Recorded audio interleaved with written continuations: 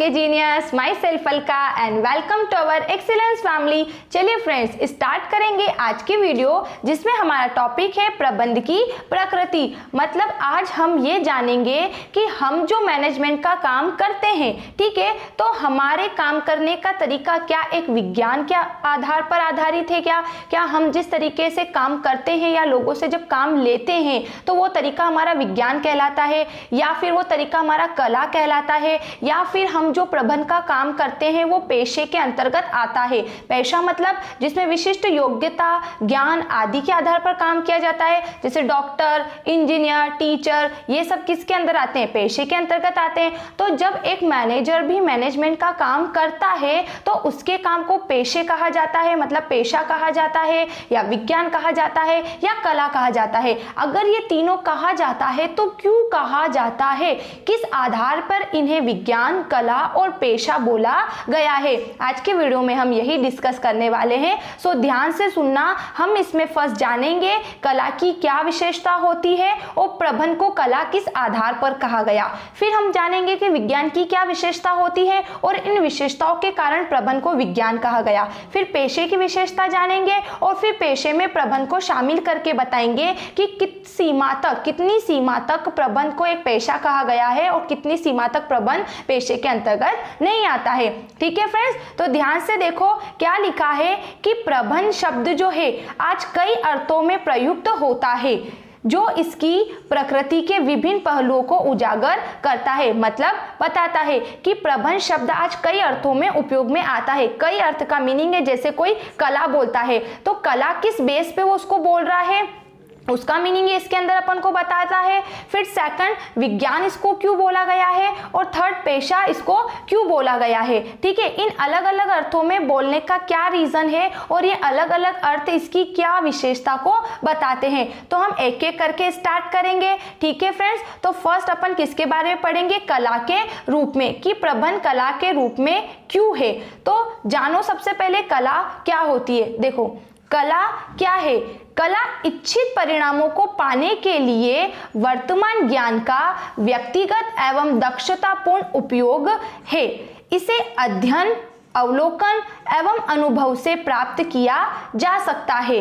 अब क्योंकि कला का संबंध ज्ञान के व्यक्तिगत उपयोग से है, इसलिए अध्ययन किए गए मूलभूत सिद्धांतों को व्यवहार में लाने के लिए एक प्रकार की मौलिकता एवं रचनात्मकता की आवश्यकता होती है। अतः कला के आधारभूत लक्षण इस प्रकार है।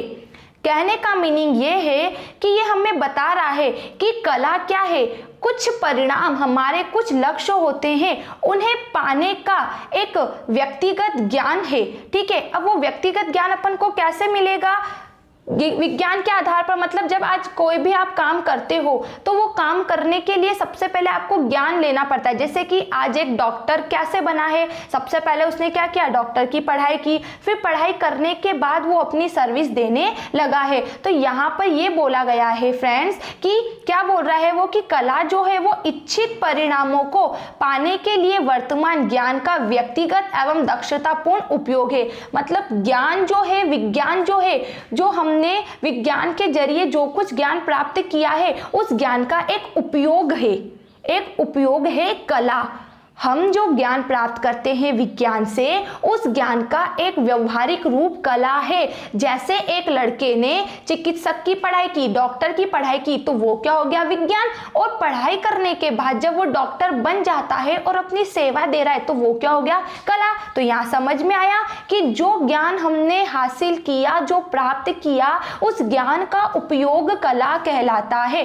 ठीक है, अब ये अध्ययन, मतलब जब हम कोई काम करते हैं तो वो काम कैसे करते हैं? अध्ययन के माध्यम से। अवलोकन, अध्ययन मतलब पढ़कर, अवलोकन मतलब उसकी जांच पड़ताल करके, और हमें अनुभव से वो सारा ज्ञान प्राप्त होता है। अब क्योंकि कला का संबंध किससे बताया गया है यहाँ पर? ज्ञान के व्यक्तिगत उपयोग से, कि जब भी आप कोई काम कर रहे हो तो वो काम, वो आपकी कला एक ज्ञान से ही निखरी है। आपने कुछ सीखा, उस सीखने के बाद ही आपने उसको एक व्यवहारिक, एक आदर्श रूप दिया। तो इस सिद्धांत के आधार पर बताया गया है कि अब कला में क्या क्या विशेषता होती है। ठीक है, आ रहा है समझ में? क्या बोला गया है कि कला जो है वह ज्ञान का एक व्यक्तिगत रूप है। मतलब आप विज्ञान से जो कुछ सीखते हो उस सीख को एक व्यवहारिक रूप आप विज्ञान के माध्यम से ही देते हो। अब कला में कौन कौन सी विशेषता होती है, सबसे पहले हम ये जानेंगे, फिर उसके बाद में हम जानेंगे कि हाँ, प्रबंध इस कारण कला है। लेकिन किस कारण कला है? सबसे पहले कला का मीनिंग जानो, है ना। तो क्या बोला वो यहाँ पर कि सैद्धांतिक ज्ञान का होना।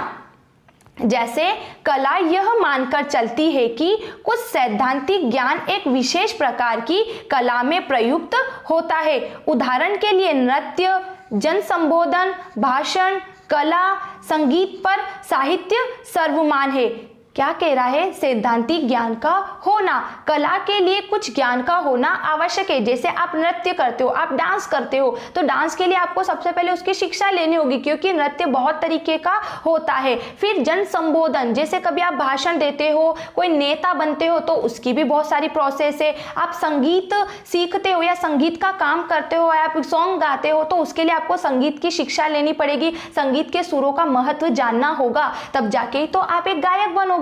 तो क्या बोला?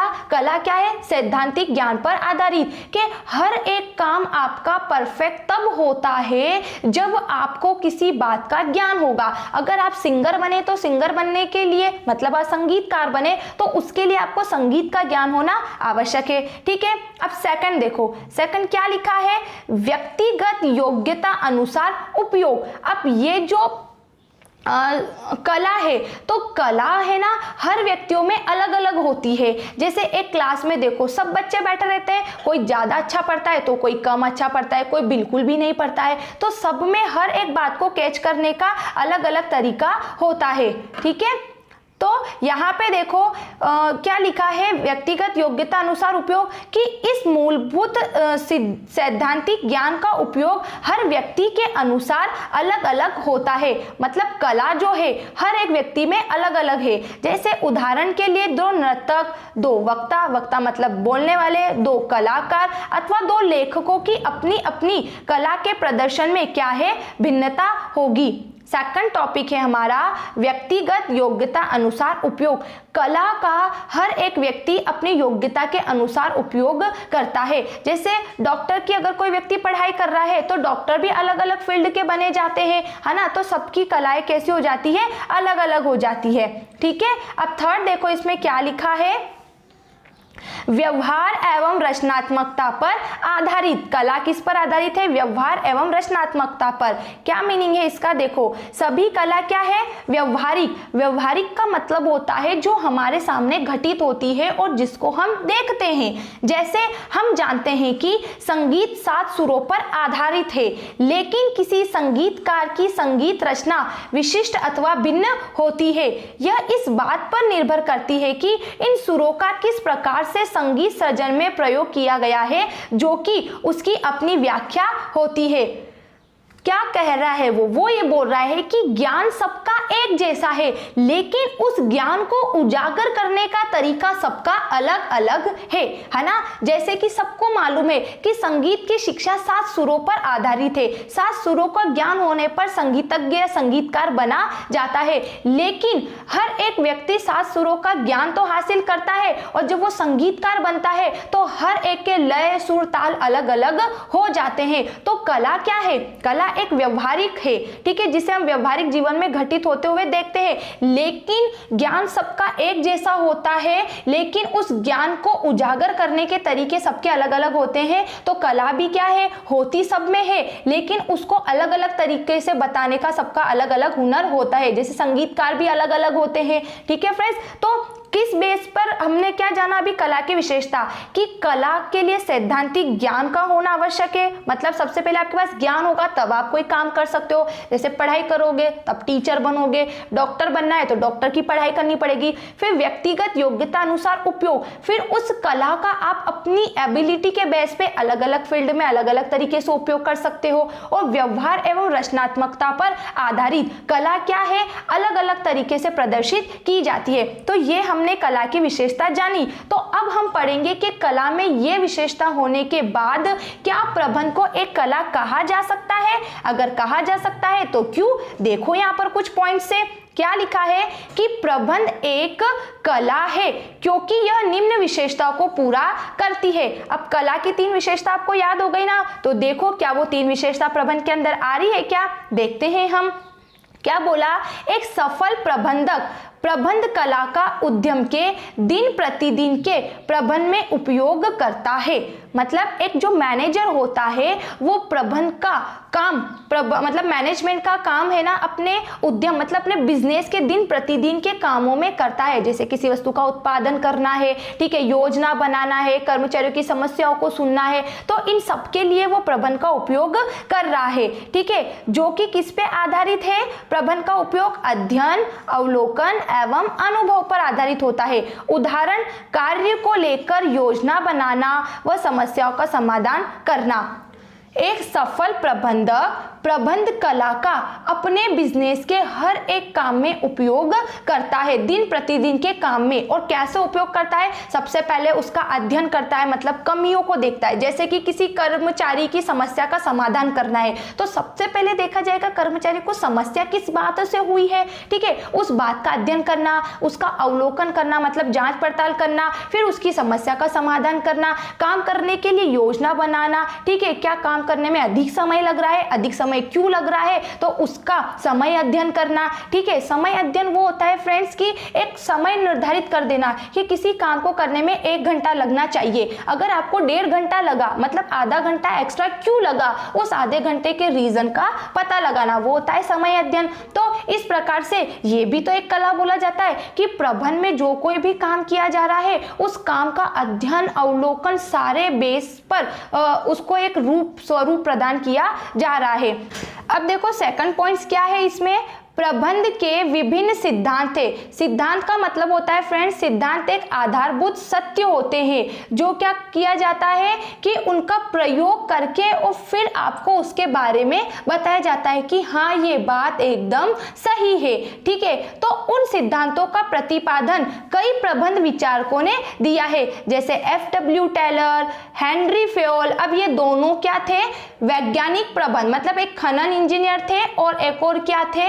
मैकेनिकल इंजीनियर, ठीक है। हेनरी फेयोल कहाँ के थे? फ्रांस के। तो F.W. टेलर थे अमेरिका के। तो इन्होंने जब बिजनेस किया ना तो इन्होंने अपने बिजनेस में जो मैनेजमेंट किया, जिस मैनेजमेंट से ये चले और जिस तरीके से इन्होंने सक्सेस अचीव की, तो वो सिद्धांत, वो अपने जो एक्सपीरियंस था वो उन्होंने अपने साथ शेयर किया कि आप भी अपने बिजनेस में कुछ इस तरीके से काम कर सकते हो। जैसे इन्होंने बोला कि कार्य का विभाजन करना, कि हर एक व्यक्ति हर काम नहीं कर सकता, तो जिस व्यक्ति को जो काम आता है वो काम आप दे दो। फिर उन्होंने बोला कि आप समय अध्ययन का अपनाओ अपने बिजनेस में, कि काम करने का तरीका फिक्स करो, फिर उसमें लगने वाले समय से तुलना करो कि इतना समय क्यों लग रहा है ना। तो क्या बोल रहा है कि अब इस तरीके से काम किया जा रहा है, तो ये भी तो एक कला है। इसलिए इस आधार पर प्रबंध को कला कहा गया है कि समस्याओं का पता किस तरीके से निकल रहा है और उस तरीके को क्या बोल दिया गया? कला। तो क्या बोल रहा है कि प्रबंध के विभिन्न सिद्धांत हैं जिनका प्रतिपादन किन बहुत सारे विचारकों ने किया, जैसे कुछ नाम लिखे F.W. Taylor, Henry Fayol. इन्होंने दोनों ने 14 सिद्धांत का प्रतिपादन किया जिन्हें हम अपने नेक्स्ट यूनिट में पढ़ेंगे, प्रबंध के सिद्धांत, ठीक है। फिर क्या बोला? वैज्ञानिक पद्धतियों एवं ज्ञान को दी गई परिस्थिति, मामले अथवा समस्या के अनुसार अपने विशेष तरीके से प्रयोग करता है। क्या बोला इन्होंने कि इन्होंने जो अपने सिद्धांत बताए हैं उन सिद्धांतों को समय और परिस्थिति के अनुसार उपयोग करना चाहिए। अतः एक अच्छा प्रबंधक वह है जो व्यवहार एवं रचनात्मकता, कल्पना शक्ति, पहल क्षमता आदि को मिलाकर कार्य करता है। एक अच्छा मैनेजर कौन होगा? जो सबसे अच्छा व्यवहार रखे, ठीक है, जो बहुत पोलाइटली लैंग्वेज का यूज करे, जो रचनात्मक हो, मतलब नए नए क्रिएटिव आइडिया आए उसके माइंड में, कल्पना शक्ति हो मतलब दूरदर्शी, दूर का सोचने वाला हो, और पहल क्षमता का मतलब होता है कि आगे से आगे एडवाइस देना, एडवाइस लेना, कुछ इस तरीके का प्रबंधक होगा तो काम बहुत अच्छे से होगा, क्योंकि काम करवाने वाले से ज्यादा काम करने वाला जानता है। तो कहीं ना कहीं एक प्रबंधक को अपने यहाँ पर काम करने वाले एम्प्लॉय से भी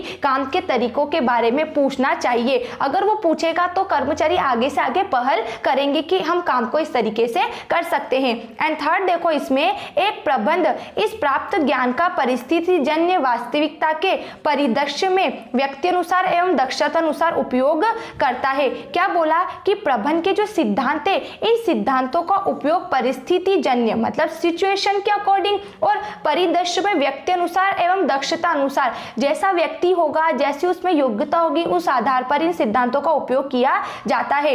वह संगठन की गतिविधियों में लिप्त रहता है। प्रबंधक क्या होता है? संगठन की गतिविधियों मतलब उसका जो प्रबंध का कार्य, उन कार्यों में लगा रहता है। नाजुक परिस्थितियों का अध्ययन मतलब जब ऐसे कमजोर हालात आ जाते हैं, जब ऐसी परिस्थितियां आ जाती है तो क्या करता है? नाजुक परिस्थितियों का अध्ययन करता है कि कहाँ समस्या उत्पन्न होगी, फिर अपने सिद्धांतों का निर्माण करता है जिन्हें दी गई परिस्थितियों के अनुसार उपयोग में लाया जा सकता है। कहने का मतलब ये है कि प्रबंध को कला इसलिए कहा जा रहा है क्योंकि कला विज्ञान पर आधारित है। विज्ञान से प्राप्त ज्ञान के आधार पर ही हम एक कला का निर्माण कर पा रहे हैं। तो यहाँ पर भी यही बोला है कि हाँ, एक प्रबंध को कला कहा जा सकता है क्योंकि इसमें विज्ञान के भांति कुछ सिद्धांत बनाए गए हैं कार्यों को लेकर और उस सिद्धांतों के आधार पर कार्य किया जा रहा है, इसलिए प्रबंध एक कला है। क्या करता है उस प्रबंध करने वाला प्रबंधक कि वो अपनी संस्था की समस्याओं को देखता है, फिर उसके अनुसार क्या करता है? सिद्धांत बनाता है, फिर उस सिद्धांतों को लागू करता है। सो फ्रेंड्स, हमने जाना कि प्रबंध कला क्यों है। सबसे पहले हमने बोला कला में क्या विशेषता होती है, फिर उस विशेषताओं के आधार पर हमने जाना कि हाँ, इसलिए प्रबंध को कला कहा गया है। तो विशेषता में हमने जाना था कि प्रबंध पूरा ज्ञान पर आधारित है। तो यहाँ पे हमने कला में बता दिया कि जब हम कोई काम कर रहे हैं तो काम भी सिद्धांतों के आधार पर कर रहे हैं, हमारे काम करने के कुछ सिद्धांत बना रहे हैं, फिर काम कर रहे हैं, है ना। जैसे कि कार्य विभाजन का सिद्धांत, समय अध्ययन, गति अध्ययन, ये जो सारे सिद्धांत है कि सबसे पहले हम समय डिसाइड कर रहे हैं काम करने का, फिर हमने काम करवाया, है ना, फिर काम में आए अंतर का हमने पता लगाया। तो इन सब आधार पर प्रबंध क्या हो गई? एक कला। अब हम पढ़ेंगे कि क्या प्रबंध एक विज्ञान है। सॉरी, उससे पहले इसका निष्कर्ष देख लो, मैंने क्या लिखा है कि इस प्रकार सर्वप्रथम प्रबंधक वह होते हैं जो समर्पित है, जिन्हें उच्च प्रशिक्षण एवं शिक्षा प्राप्त है, उनमें उत्कृष्ट आकांक्षा, स्वयं प्रोत्साहन, सृजनात्मकता, कल्पनाशीलता जैसे व्यक्तिगत गुण तथा वह स्वयं एवं संगठन के विकास की इच्छा रखता है। तो कुल मिलाकर उन्होंने बोला कि इस प्रकार से एक अच्छा प्रबंधक वह है जिसमें ये सारे गुण है, महत्वाकांक्षी, दूरदर्शी, कल्पना शक्ति और ये व्यक्तिगत गुण जैसे कि ईमानदार रहना, सरल स्वभाव, इन सारे व्यक्तियों को एक प्रबंधक कहा जाता है। जिसमें ये सारी बातें होगी तो वो कला का बहुत ही अच्छे से क्या कर सकता है? उपयोग कर सकता है। ठीक है फ्रेंड्स, अब आगे देखो क्या लिखा है इसमें। अब आगे अपन किसके बारे में पढ़ेंगे कि क्या प्रबंध एक विज्ञान है। तो अब विज्ञान कैसे है, सबसे पहले हम विज्ञान का मीनिंग जानेंगे, है ना। तो प्रबंध विज्ञान के रूप में, ठीक है। विज्ञान क्या है ये तो हमने जान लिया कि किसी भी विषय का क्रमबद्ध ज्ञान, मतलब हम जो काम कर रहे हैं वो किस कारण से कर रहे हैं और उसको करने का क्या परिणाम आएगा, ये कहलाता है विज्ञान। तो यहाँ देखो क्या है कि प्रबंधक एक क्रमबद्ध ज्ञान समूह है जो किन्हीं सामान्य सत्य अथवा सामान्य सिद्धांतों को स्पष्ट करता है। अतः विज्ञान की मूलभूत विशेषताओं से प्रबंध को समझते हैं। प्रबंधक का एक जो काम होता है वो भी क्रमबद्ध तरीके से होता है और वो क्रमबद्ध तरीका किसका होता है? विज्ञान का।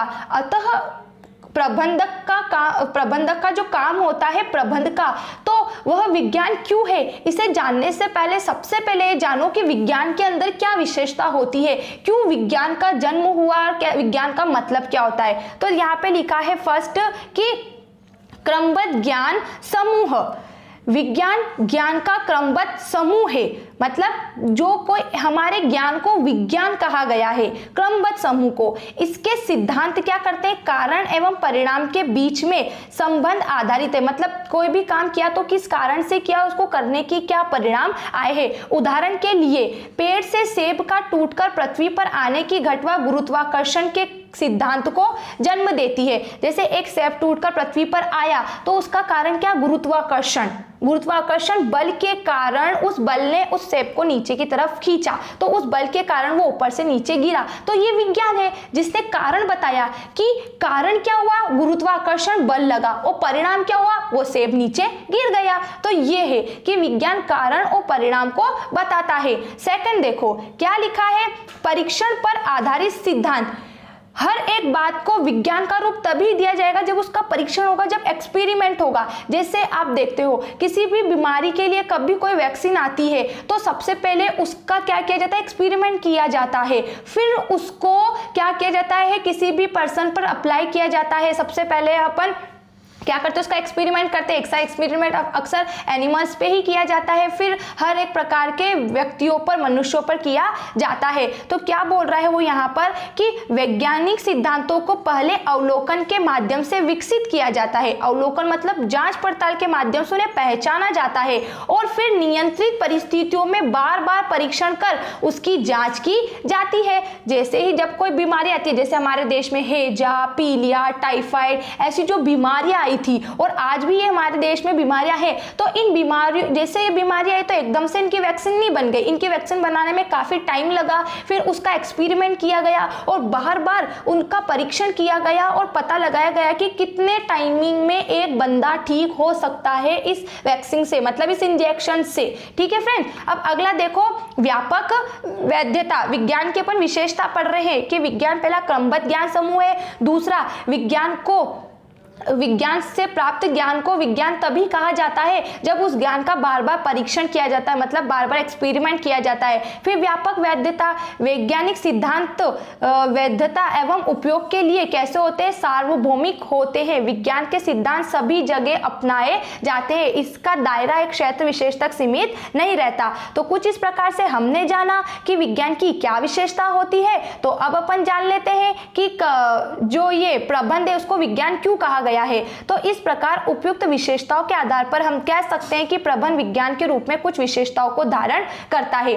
सबसे पहले हमने जाना कि विज्ञान का मतलब क्या होता है, किसी भी विषय का क्रमबद्ध ज्ञान, फिर उस ज्ञान से कारण परिणाम का पता लगाना, फिर उसके बाद उसका बार बार परीक्षण करके फिर उसको उपयोग में लाना, फिर वो सार्वभौमिक होता है। तो क्या प्रबंध के अंतर में विज्ञान की भांति कुछ नियमों से काम किया जाता है क्या? अगर किया जाता है तो कैसे किया जाता है, सबसे पहले वो जानेंगे और फिर बोलेंगे कि हाँ प्रबंध भी एक विज्ञान है। तो पहला देखो क्या लिखा है इसने कि प्रबंध भी क्रमबद्ध ज्ञान समूह है, इसके अपने सिद्धांत एवं नियम है जो समय समय पर विकसित हुए हैं। जैसे प्रबंधकों को एक दूसरे से संवाद करते समय समान शब्दावली का प्रयोग करना चाहिए, तभी वह अपने कार्य की स्थिति को सही रूप में समझ पाएंगे। क्या बोला इसने कि हाँ प्रबंध भी एक विज्ञान है, क्योंकि प्रबंध में भी काम करने के तरीके होते हैं, इसके सिद्धांत बनते हैं। जैसे संस्था में कर्मचारी से काम करवाना है, ठीक है, उनसे संपर्क करना है, संप्रेषण करना है, तो उसके लिए एक संपर्क श्रृंखला या सोपान श्रृंखला का सिद्धांत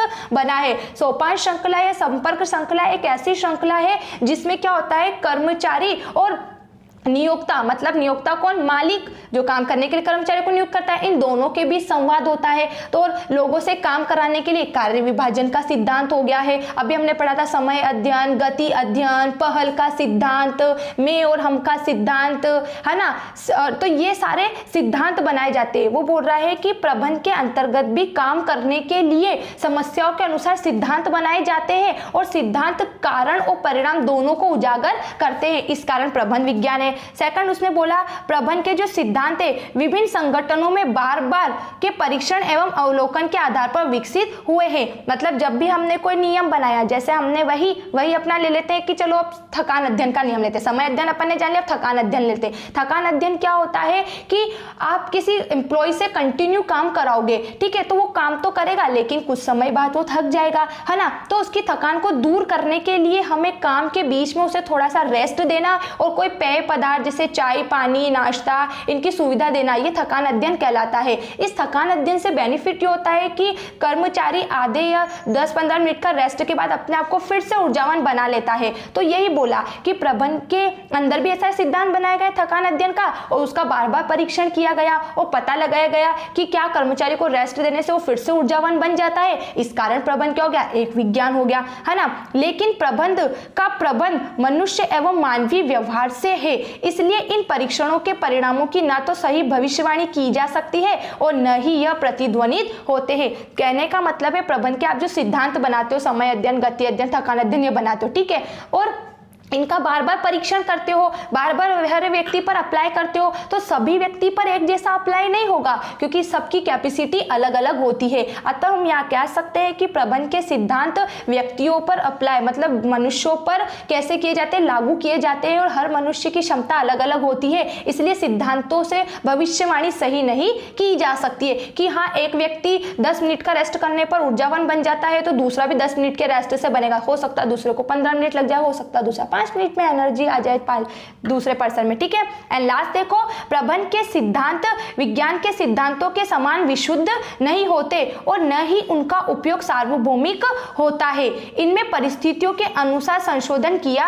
जाता है, लेकिन यह प्रबंधकों को मानक तकनीक प्रदान करते हैं जिन्हें भिन्न भिन्न परिस्थितियों में प्रयोग में लाया जा सकता है। इन सिद्धांतों का प्रबंधकों को प्रशिक्षण एवं विकास के लिए भी उपयोग किया जाता है। वो बोल रहा है प्रबंध के सिद्धांत विज्ञान की तरह विशुद्ध नहीं होते। जैसे विज्ञान के सिद्धांत क्या है कि सब जगह लागू होते हैं, सब जगह, ठीक है, जो भी एक्सपेरिमेंट हुआ उसको सब मान लेते हैं, लेकिन प्रबंध के सिद्धांत तो गतिशील होते हैं, हर एक स्थान के अलग अलग होते हैं। जैसे आज राम दिल्ली में काम कर रहा है, अब वो दिल्ली छोड़ के इंदौर में आ जाएगा तो इंदौर में कार्य करने का तरीका बदल जाएगा, क्योंकि वहां का वातावरण चेंज होएगा, है ना। तो बोल रहा है कि जिस तरीके से विज्ञान के सिद्धांत सभी जगह लागू होते हैं, प्रबंध के सिद्धांत विज्ञान की भांति तो होते हैं लेकिन सब जगह लागू नहीं होते। तो आया समझ में कि प्रबंध विज्ञान क्यों है, क्योंकि विज्ञान क्या करता है, व्यवस्थित ज्ञान प्रदान करता है, कारणों परिणाम को बताता है। तो उसी तरीके से प्रबंध के अंदर क्या किया जाता है, काम करने के विभिन्न सिद्धांत बनाए जाते हैं, फिर उस सिद्धांतों का अवलोकन मतलब उनकी जांच पड़ताल परीक्षण किए जाते हैं, फिर उन पर अप्लाई किया जाता है। तो इस कारण प्रबंध को क्या कहा गया, एक विज्ञान। अब लास्ट देखो कि क्या प्रबंध एक पेशा है, अगर पेशा है तो क्यों है। तो सबसे पहले हम जान लेते हैं कि पेशा क्या होता है। वैसे 11th स्टैंडर्ड में आपने जान लिया कि पेशा क्या होता है, विशिष्ट ज्ञान, योग्यता और अपने अनुभव के आधार पर किसी काम को करना क्या कहलाता है, पेशा। जैसे एक टीचर है तो टीचर ऐसे ही तो ना टीचर बन जाता है, वो एक पढ़ाई करता है। एक डॉक्टर ऐसे ही तो किसी को ट्रीट नहीं करता है, किसी पेशेंट का इलाज नहीं करता है, वो पहले डॉक्टर की पढ़ाई करता है। एक वकील होता है ना, ये इंजीनियर होते हैं, ये सब क्या करते हैं, पहले अपनी फील्ड से संबंधित नॉलेज क्या करते हैं, नॉलेज को प्राप्त करते हैं, नॉलेज गेन करते हैं, फिर उसके बाद अपनी सर्विस प्रोवाइड करते हैं। तो यहाँ देखो क्या लिखा है कि प्रबंध करने के लिए कुछ विशिष्ट योग्यता एवं अनुभव की आवश्यकता होती है। कोई डिग्री नहीं चाहिए कि आपके पास एक डिग्री होगी तब जाके आप एक प्रबंध का काम करोगे, लेकिन कुछ तो विशिष्ट ज्ञान और कुछ तो योग्यता होनी चाहिए ना, ताकि आप कभी कोई सिचुएशन के अकॉर्डिंग डिसीजन ले सको, है ना। तो आपने यह भी पाया होगा, मतलब आपको यह भी मालूम होगा कि एक और तो व्यवसाय के नियमित स्वरूप में वृद्धि हुई है, तो दूसरी ओर व्यवसाय के प्रबंध पर अधिक जोर दिया जा रहा है। क्या इसका अर्थ यह हुआ कि प्रबंध एक पेशा है? इस प्रश्न का उत्तर जानने के लिए पेशे की विशेषताओं का हम क्या करेंगे, अध्ययन करेंगे, ठीक है। क्या बोल रहा है कि प्रबंध का काम करने के लिए विशिष्ट ज्ञान और योग्यता की आवश्यकता नहीं होती, लेकिन आपने देखा है कि आज हर एक बिजनेस जो सक्सेस अचीव कर रहा है, जो बड़े पैमाने पर उसका बिजनेस का विकास विस्तार हो रहा है, तो कहीं ना कहीं कुछ नियमों के आधार पर, कुछ विशिष्टताओं के आधार पर एक अच्छे प्रबंधक के कारण ही हो रहा है। तो एक अच्छा प्रबंधक ने अच्छा प्रबंध कब किया? क्या जब उसने कोई डिग्री हासिल की है या कोई उसने विशिष्ट योग्यता को हासिल किया है? अगर किया है तो उस वजह से प्रबंध का काम अच्छे से हुआ और व्यापार व्यवसाय का क्या हुआ, विकास हुआ। तो हम यहाँ पर देखेंगे कि पेशे में क्या क्या विशेषता होती है। अगर प्रबंध में भी ये विशेषता होगी तो हम कह सकेंगे कि हाँ प्रबंध एक क्या है, पेशा भी है। तो देखो सबसे पहले पेशे की क्या विशेषता लिखी गई है, भली भांति परिभाषित ज्ञान का समूह होता है पेशा, कि सभी को इसका ज्ञान होता है, ठीक है। अवरोधित प्रवेश, पेशागत परिषद, नैतिक आचार संहिता और सेवा का उद्देश्य, ये 5 विशेषता होती है पेशे के अंदर। अब जरूरी नहीं है कि ये 5 ही, इसके ज़्यादा भी हो सकती है, लेकिन हमने कुछ पॉइंट्स लिखे हैं तो इस पॉइंट्स की डिटेल से ही हम पेशे की विशेषता को जानेंगे। ठीक है, तो एक एक करके सभी को जान लेते हैं। पहला पढ़ लेंगे किसके बारे में, भली भांति परिभाषित ज्ञान का समूह। इसका मीनिंग क्या है, देखो सभी पेशे भली भांति परिभाषित ज्ञान के समूह पर आधारित होते हैं जिसे शिक्षा से अर्जित किया जा सकता है। क्या बोल रहा है, सभी पेशेवर व्यक्ति शिक्षा से ही क्या बने हैं, पेशेवर बने हैं। सब ज्ञान, सबको मालूम है कि एक डॉक्टर क्यों बना, डॉक्टर की पढ़ाई से बना। एक शिक्षक कैसे बना, उसकी पढ़ाई से बना। एक वकील कैसे आज एक वकील बन गया, उसने उसकी पढ़ाई करी है। तो बोल रहा है कि पेशा क्या है, भली भांति ज्ञान का समूह, कि सभी को मालूम है कि हर एक व्यक्ति पेशेवर व्यक्ति कैसे बना। सेकंड बोल रहा है ये अपन से अवरोधित प्रवेश, पेशे में प्रवेश परीक्षा अथवा शैक्षणिक योग्यता के द्वारा सीमित होती है। अवरोधित प्रवेश मतलब कि जैसे कि आप रोजगार का आपने सुना होगा, एम्प्लॉयमेंट क्या होता है कि हम एम्प्लॉयमेंट क्या होता है, हमारे पास पैसा नहीं होता है लेकिन पैसा प्राप्त करने के लिए हम दूसरे के पास जाते हैं, वहां काम करते हो, बदले में पैसा लेके आते हो, तो वो क्या हो गया, रोजगार हो गया। तो वहां पर किसी प्रकार के ज्ञान की आवश्यकता नहीं है, वहां पर जो ज्ञान चाहिएगा वो हमको नियुक्त करने वाला मतलब नियोक्ता मालिक डिसाइड करेगा। लेकिन पेशे के अंदर बहुत सारे अवरोधी मतलब बहुत सारी बाधाएं होती है। आप ऐसे ही पेशेवर व्यक्ति नहीं बन जाओगे, आपको एग्जाम देना पड़ेगा, आपका इंटरव्यू होगा, आपकी ट्रेनिंग होगी, फिर उसके बाद आप एक अच्छे पेशेवर व्यक्ति बनोगे। तो वो बोला है कि पेशे में प्रवेश परीक्षा शैक्षणिक योग्यता के द्वारा सीमित होती है। उदाहरण के लिए भारत में यदि किसी को चार्टर्ड अकाउंटेंट बनना है तो उसे भारतीय चार्टर्ड अकाउंटेंट संस्था द्वारा आयोजित की जाने वाली एक विशेष परीक्षा को पास करना होगा। तो ये क्वालिफिकेशन, ये एबिलिटी होनी चाहिए पेशेवर व्यक्ति में कि सबसे पहले अगर उसे कुछ भी बनना है, जैसे डॉक्टर इंजीनियर कुछ भी बनना है, तो जो संस्थान है, जो संगठन से उसे सदस्यता लेनी होगी और एक एग्जाम देना होगा उसके फील्ड से रिलेटेड। फिर थर्ड देखो इसमें क्या लिखा है कि पेशागत परिषद मतलब हर एक परिषद मतलब हर एक पेशेवर व्यक्ति जो होता है, जैसे कोई डॉक्टर बन रहा है, कोई इंजीनियर बन रहा है, तो उसे एक संस्था से मान्यता मिलती है, इसलिए उसे बोला जाता है पेशागत परिषद। तो क्या लिखा है यहाँ पर कि सभी पेशे किसी न किसी परिषद सभा से जुड़े होते हैं जो इनमें प्रवेश का नियमन करते हैं, कार्य करने के लिए प्रमाण पत्र जारी करते हैं एवं आचार संहिता तैयार करते हैं। मतलब आचार संहिता, कोड ऑफ कंडक्ट, रूल्स और रेगुलेशन होते हैं काम करने के, कि अगर आपने काम अच्छे से नहीं किया तो आपको इस संगठन से, संस्थान से जो सदस्यता मिली उसको रद्द कर दिया जाएगा, तथा रूल्स और रेगुलेशन को लागू करते हैं। भारत में जैसे वकालत करने के लिए वकीलों को बार काउंसिलिंग का सदस्य बनना होता है जो उनके कार्यों का नियमन एवं नियंत्रण करता है। तो आ गई बात, पेशागत परिषद का मीनिंग क्या होता है कि जब आप कोई सदस्य बनते हो, किसी भी फील्ड का पेशेवर सदस्य बनते हो, तो उसके लिए आपको हर एक संस्था से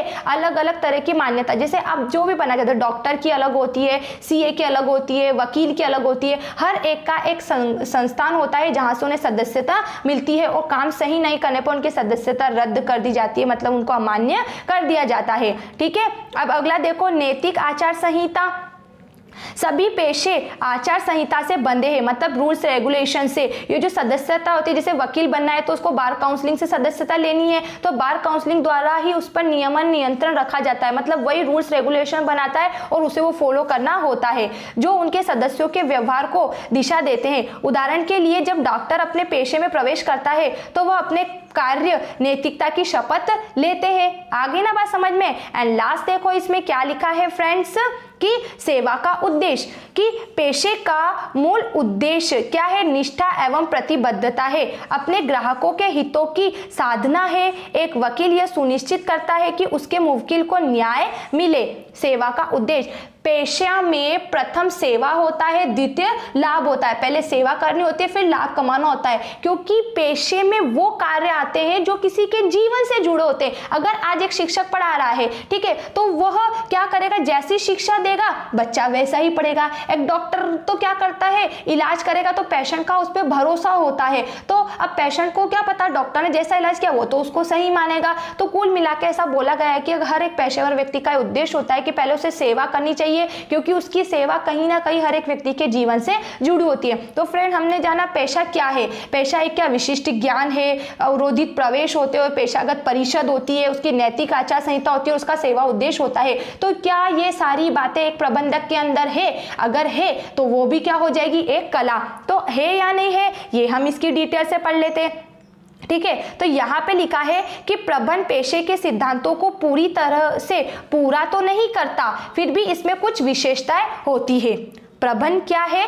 पेशे में जो डिग्री लेना है ना, और जो सेवाएं देना, जो सदस्यता प्राप्त करना, ऐसी प्रोसेस नहीं है, लेकिन कुछ सीमा तक कुछ बातें इसके अंदर है। कौन कौन सी बातें, वो देख लो। जैसे इसने बोला पूरे विश्व में प्रबंध विशेष रूप से एक संकाय के रूप में विकसित हुआ है। मतलब जैसे कि ये जो डॉक्टर, वकील, इंजीनियर, टीचर ये सब बने जा रहे हैं, उसी प्रकार से आज कोर्स किए जा रहे हैं एक अच्छे मैनेजमेंट के। मैनेजमेंट कैसे किया जाता है, इसका कोर्स किया जा रहा है। तो इस कोर्स के बेस पे हम इसे एक पेशा बोल सकते हैं कि व्यक्ति अब प्रबंध का काम करने के लिए डिग्रियां हासिल करने लगे हैं। हालांकि डिग्री लेना कंपलसरी नहीं है, लेकिन इसका एक विषय, एक संकाय, एक विषय के रूप में इसे बच्चों की पढ़ाई के साथ शामिल कर दिया गया है। यह ज्ञान के व्यवस्थित समूह पर आधारित है। इसका ज्ञान विभिन्न महाविद्यालय एवं पेशेवर संस्थाओं में पुस्तकों एवं पत्रिकाओं के माध्यम से अर्जित किया जाता है। क्या किया, अब प्रबंध के काम को भी एक पढ़ाई में जोड़ दिया गया और इसकी शिक्षाएं अब स्कूलों में बच्चों को दी जाने लगी है। प्रबंध को विषय के रूप में विभिन्न संस्थाओं में पढ़ाया जाता है। ठीक है, जैसे अपन पढ़ ही रहे हैं ना कि प्रबंध क्या, हमारी 12th की बुक्स यही तो है कि मैनेजमेंट कैसे किया जाता है। और फिर जैसे 11th की बुक में हमने जान लिया था कि कितने टाइप्स का बिजनेस होता, तो 12th की बुक्स हमें यही सिखा रही है कि आप उस बिजनेस को कैसे मैनेज करोगे और कैसे सक्सेस अचीव करोगे। इनमें से कुछ संस्थाओं की स्थापना केवल प्रबंध की शिक्षा प्राप्त करने के लिए की गई है। जैसे भारत में भारतीय प्रबंध संस्थान IIM की स्थापना की गई है। इन संस्थाओं में प्रवेश साधारणतः प्रवेश परीक्षा के माध्यम से होता है। तो हाँ, प्रबंध भी एक पेशा हो सकता है, क्योंकि जैसे पेशेवर व्यक्ति बनने के लिए हमें विशिष्ट ज्ञान योग्यता की आवश्यकता है, डिग्री लेना पड़ रही है, उसी प्रकार से आज प्रबंध की भी शिक्षाएं दी जाने लगी स्कूलों के माध्यम से, और इसके भी एक संस्थान बना दिए गए हैं, है ना। उन संस्थाओं में प्रवेश एक एग्जाम के बाद मिलता है अपन को। ठीक है, सेकंड देखो, किसी भी व्यावसायिक इकाई में किसी भी व्यक्ति को प्रबंधक मनोनीत अथवा नियुक्त किया जा सकता है। मतलब हर एक बिजनेस में किसी को भी मैनेजमेंट का काम करने के लिए हम नियुक्त कर सकते हैं। व्यक्ति कोई भी शैक्षणिक योग्यता हो, उसे प्रबंध का काम कर सकता है। एक 10वीं पास व्यक्ति भी अगर माइंड होगा तो मैनेजमेंट का काम कर सकता है, और फाइनल ईयर वाला BCom MCom करने वाला व्यक्ति भी मैनेजमेंट का काम कर सकता है, और जिसने मैनेजमेंट की डिग्री ली वो मैनेजमेंट का काम कर सकता है। तो कुल मिला के कहने का मतलब है कि हर एक व्यक्ति मैनेजमेंट का काम कर सकता है। लेकिन चिकित्सा अथवा कानून के पेशे में डॉक्टर अथवा वकील के पास वैध डिग्री का होना आवश्यक है। लेकिन विश्व में भी प्रबंधक के लिए कोई डिग्री विशेष कानूनी रूप से अनिवार्य नहीं है। वो बोल रहा है दूसरा कि प्रबंध का कार्य हर एक व्यक्ति कर सकता है, इसके लिए कोई डिग्री लेना आवश्यक नहीं है। अब इसकी कुछ संस्थाएं खुली है, बिना डिग्री के भी प्रबंध का काम किया जा सकता है। मतलब डिग्री लेकर भी कर सकते हो, बिना डिग्री के लेकर भी कर सकते हो। लेकिन जो वो है वकील हो गए, डॉक्टर हो गए, ये तो बिना डिग्री के अपना काम नहीं कर सकते। एंड अगले देखो फ्रेंड, इसमें लास्ट के 2 क्या लिखा है, भारत में लगे प्रबंधकों के कई संगठन जैसे AIMA all India management association, जिसने अपने सदस्यों के कार्यों के नियमन के लिए आचार संहिता बनाई। मतलब कोड ऑफ कंडक्ट का मतलब होता है रूल्स रेगुलेशन के मैनेजमेंट का काम आप कैसे करोगे। लेकिन प्रबंधकों के ऊपर इस प्रकार के संगठनों का सदस्य बनने के लिए कोई दबाव नहीं है, और न ही इनकी कोई वैधानिक मान्यता है।